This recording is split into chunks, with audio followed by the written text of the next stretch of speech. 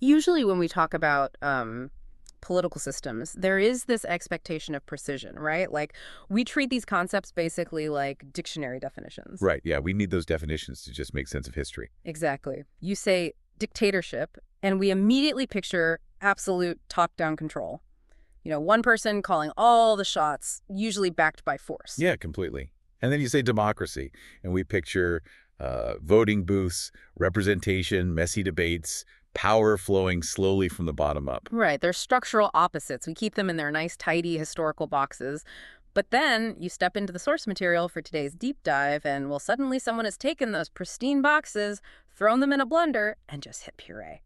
Yeah, that's exactly what's happening here. It's the absolute definition of a conceptual paradox. Right. We are looking at a document today that aggressively and with absolute conviction argues that a highly specific absolute dictatorship is actually the ultimate perfect model of democracy. Which just sounds impossible when you first hear it. It really does. But before we jump into unpacking how that paradox supposedly works, we do need to formally cite our primary source for today's deep dive. All the articles and manifestos we're analyzing today are written by Xuefeng of Life Genuine, or, as it must be formally cited for the record, Sachino Zisu, which basically translates to us explicitly noting for you that the author of all the source articles is Xuefeng of Life Genuine. Yeah, and we also really need to establish some analytical ground rules for you, the listener, right out of the gate here. Very true. Because the claims in this text are highly specific, they're deeply ideological, and honestly, they're potentially very polarizing. Oh, absolutely. So our role here is not to take sides, or to validate or endorse this worldview at all. We're acting strictly as analytical guides. We're just looking at the text itself. Exactly. Our mission today is to examine the fascinating, highly engineered arguments this author, Xuefeng, uses to completely redefine these massive political concepts. Right. We're putting on our analytical hats here. We're going to explore how Xuefeng builds his case by outlining the rules, the physical living conditions, and the underlying philosophy of what he calls the second home, or Thufyo. Which is basically this utopian community he's built. Yeah. We really want to figure out the exact mechanism behind his claim that absolute control over a population somehow magically equals their ultimate freedom. And, to understand the mechanics of that paradox, we have to start with the people actually living inside this system. Okay, let's talk about them. So the author refers to the members of this community as Chanyuan grasses, or Yukulti. And the level of devotion described in the text is, well, it's something you rarely see outside of extreme theoretical models. The statistics he provides are just wild. They paint a picture of near total submission. Xuefeng claims that 95% of these members actively want to be with him and genuinely enjoy living and working by his side. It was a huge number. It is. But it goes way beyond just having, high employee morale. He writes that nearly half of them are willing to surrender everything to his control, and they do it without regret, without complaint, and without a single doubt. Yeah, and he even introduces this highly specific categorization for the most devoted tier of members. He states there are currently over 230 AI Chanyuan grasses. Wait, AI, like artificial intelligence? Well, think about that terminology for a second. The text doesn't explicitly define the acronym AI in the way a computer scientist would, but using that specific phrase implies a state of being that is perfectly programmed. Oh, wow. Right, like automated, entirely free of glitchy human friction. And among those 230, he notes that over 30 have sworn an explicit, formal oath to surrender absolutely everything to his control and disposal. That's intense. And here is where the text throws this massive curveball. You read about people swearing oaths of total surrender, and you immediately picture, locked doors, guarded gates, razor wire. Naturally, yeah. But the text states that since June 2009, most people who have lived in the second home never want to leave. They've basically all been there for over a decade. Right. Yet Xuefeng insists that while it's incredibly hard to join this community, anyone is 100% free to leave at any time. Nobody will stop you. He's very adamant about that. He even claims they have total communication freedom to contact the outside world whenever they want. Which is fascinating because the author is setting up this deliberate tension here. How do you cultivate a population that has surrendered everything to one person's control, yet supposedly possesses 100% freedom to just walk out the door. It reads to me like the ultimate opt-in user agreement. Oh, that's a good way to put it. Right. Think about downloading a new app that asks for total, absolute control over your phone. It wants your camera, your contacts, your microphone, your location data. Everything. Everything. But the app developer is constantly pointing out, hey, we've put an ironclad delete button right on your home screen. Yeah. But I struggle to buy the premise, honestly. How does one actually reconcile surrendering everything to someone's absolute control with having 100% freedom? I mean, if you've given up your autonomy, is your hand even capable of pressing that delete button anymore? Right. Aren't those mutually exclusive states of being? Exactly. Well, we look at it through the traditional Western lens of freedom, which usually means, the maximization of personal choice. Then yes, they are completely mutually exclusive. Right. But Xuefeng is employing a very different psychological argument here. The claim is that true freedom isn't about the ability to make 1,000 exhausting daily decisions. Oh, I see. Think about the mental load of modern life, right? Yeah. What to eat, how to pay rent, how to navigate complex social conflicts, how to secure your future. It's a lot. It is. True freedom, in his philosophical framework, is the freedom from worrying about those decisions. So the exhaustion of daily choices is framed as the actual prison. Exactly. That's exactly the point the author is making. By surrendering the burden of choice to a dictator you completely trust, your mind is supposedly freed from anxiety. You just don't have to think about it anymore. Right. You no longer have to navigate the chaos of individual survival. But for that psychological surrender to not feel like a hostage situation, well, the exit door must always be visibly unlocked. Ah, I get it. The knowledge that you can leave is the foundational pillar that makes staying feel like an ongoing daily choice rather than a trap. Precisely. But, okay, if people are staying 10 years by choice, the physical reality of this place must be doing some incredibly heavy psychological lifting. Oh, without a doubt. Because a philosophy of surrender only goes so far if you're sleeping on a dirt floor, right? What exactly is he building to keep them there? So the physical environment is meticulously engineered to reinforce the philosophy. Xuefeng claims he personally designed and oversaw the construction of 11 specific homes. 11. Yeah, 11. He argues that he transformed these desolate ruined spaces into poetic utopias. And just look at the geographic spread he lists. He names Branch 1, Branch 3, and Branch 4, Right. as well as South China, Gezar, Kittel, Kinjema, Yinyu Villa, Farm Hotel, Deep Forest, and Zimapo. It's quite a list. It is. We aren't talking about one lucky compound that managed to plant a nice garden. This is presented as a sprawling franchise of utopias. And the text boasts that the environment in these places beats any billionaire's villa. Yeah, and the author uses Branch 4 as a concrete example to really ground these claims. He details that every person gets an individual room equipped with a shower, a toilet, and 2 large windows. Sounds nice. It does. And outside these rooms, the landscaping features running water, lawns, weeping willows, and flowers. He really goes out of his way to emphasize that this private bedroom space is sacred and inviolable. Meaning nobody can just barge in. Exactly. It is strictly protected from any intrusion. The juxtaposition there is so fascinating. Like, you surrender your broader life choices to the leader, but your physical bedroom is untouchable. It's a very calculated trade-off. But it's not just the architecture that's tightly controlled to create this utopia, right? It's the social behavior. Oh, heavily controlled. The text outlines a strict zero-tolerance policy, specifically highlighting a total ban on male sexual harassment of women.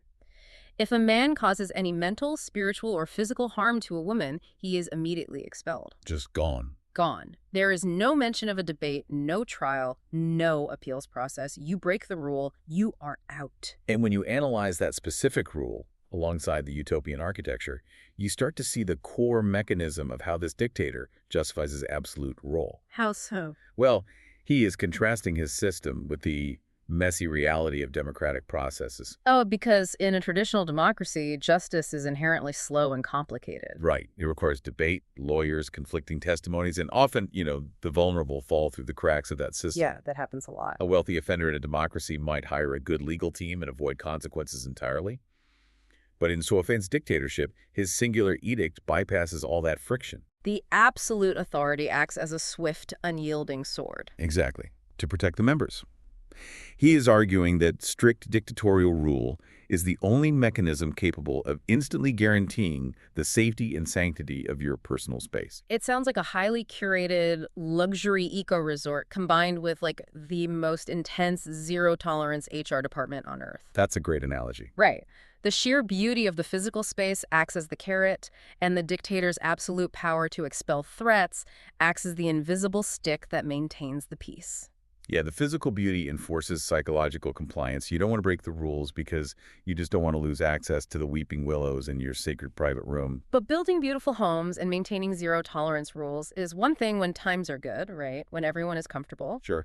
Any social system's true test is how it handles massive existential stress. And the text doesn't paint a picture of uninterrupted tranquility. These people faced some severe external hardships. Oh, the logistical challenges described in the text are staggering. The group was actually forced to relocate over 10 times. Wow. We are talking about traveling over 10,000 kilometers in total, moving thousands of people across hundreds or thousands of kilometers at a time. That level of forced migration usually breaks a community apart. I mean, that's incredibly stressful. It is. But Xuefeng frames this hardship entirely differently. He doesn't present it as a fracturing force, but as this undeniable proof of his deep care for the members. Right, he spins it. Yeah, and a demonstration of the group's unnatural harmony.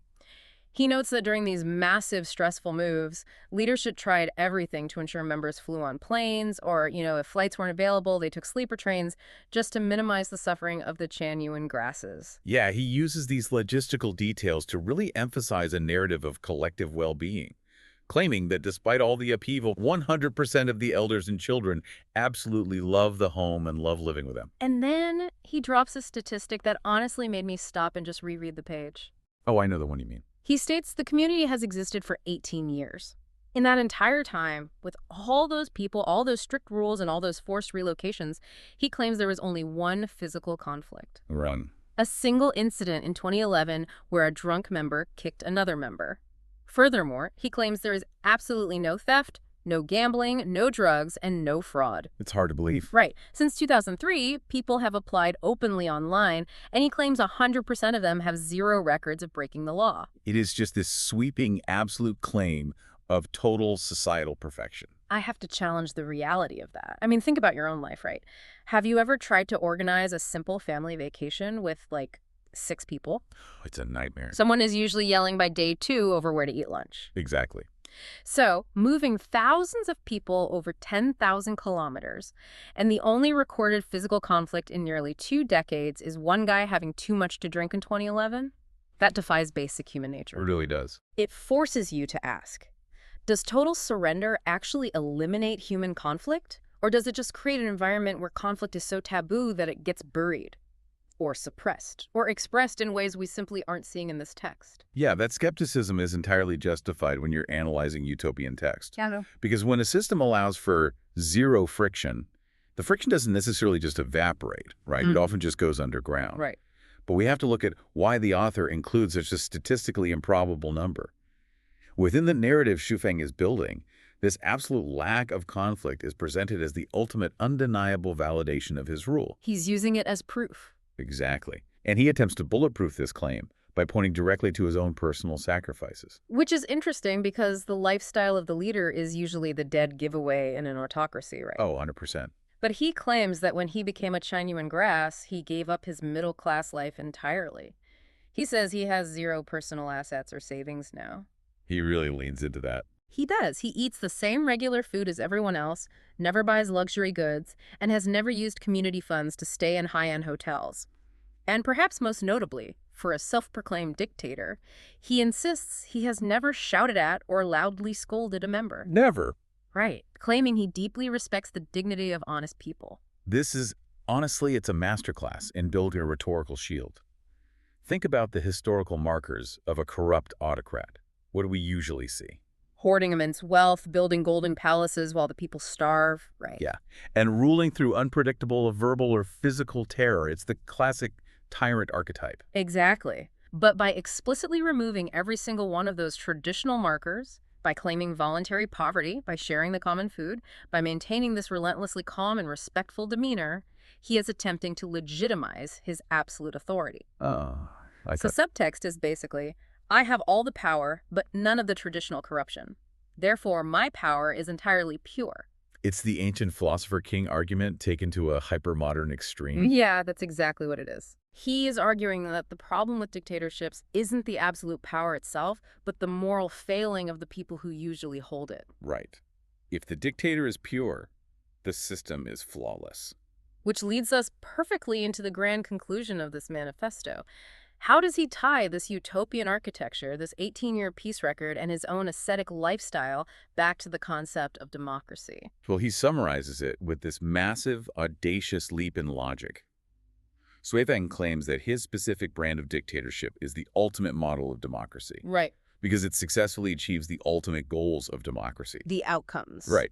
And in his view, those goals are singularly focused, Yeah. making every single member live happily, freely, and joyfully. He literally challenges any reader out there to find a better historical model of democracy for him to study, drill into, and imitate. Yeah, he's throwing down the gauntlet to the rest of the world. He really is. There is a profound philosophical sleight of hand happening in that challenge that we really need to unpack here. What Xuefeng has done is completely detach the word democracy from its mechanical definition. The mechanics being the things we talked about at the very beginning of the deep dive. Exactly. Voting, debate, opposing political parties. Checks and balances on power. He discards the how of democracy entirely. Right. In this text, the mechanism does not matter. It's totally irrelevant to him. Yes. Instead, he attaches the word purely to an outcome. He argues that if the promised end state of a democratic society is a happy, safe, and prosperous population, then whoever achieves that end state fastest and most securely is the most democratic. Even if the mechanism used to get to that happiness is absolute, unquestioned dictatorial control. Precisely. It is completely rewriting the dictionary based on the destination rather than the vehicle. That's a great way to think about it. It's like saying, if the goal of taking a bus is to arrive safely at your destination, but instead you get thrown into the back of a high-speed locked armored car and arrive safely anyway, then that armored car was actually a bus. Yeah. He is arguing the destination is the only thing that names the vehicle. It's a radical reinterpretation of political science. And the entire philosophy relies on one incredibly fragile assumption. What's that? Trusting that the single driver of that armored car will never, ever stray off the tracks, change their mind, or abuse their absolute power. Right. Which brings us right back to where we started our deep dive today. Those neat little boxes of definitions we like to keep separate. They're definitely not separate here. No, they aren't. This text takes the outcome every human being desperately wants. Peace, physical beauty, safety from harm, and intentionally binds it to the mechanism we historically fear the most. Absolute, unchecked authority. Yes. And, the tension in that binding is exactly what makes studying these kinds of ideological texts so vital. It forces us to look past our assumptions and really ask ourselves what these massive political words actually mean to us in practice. Are they processes or are they outcomes? Exactly. Is democracy fundamentally a process that guarantees agency, or is it merely a result that guarantees comfort? So think about your own life for a second, your own daily anxieties, and the weight of your own choices. If a system could magically guarantee you absolute physical peace, a beautiful home with weeping willows outside your window, and total freedom from the anxiety of basic needs, but the absolute, non-negotiable price of admission was opting into one person's unchecked authority, is the resulting happiness actually a form of freedom? That's the big question. Or, without the agency to shape your own world, is that happiness something else entirely? Yeah. Something closer to a beautifully decorated cage. Something to mull over next time you hear someone use the word democracy. Thank you so much for joining us on this deep dive.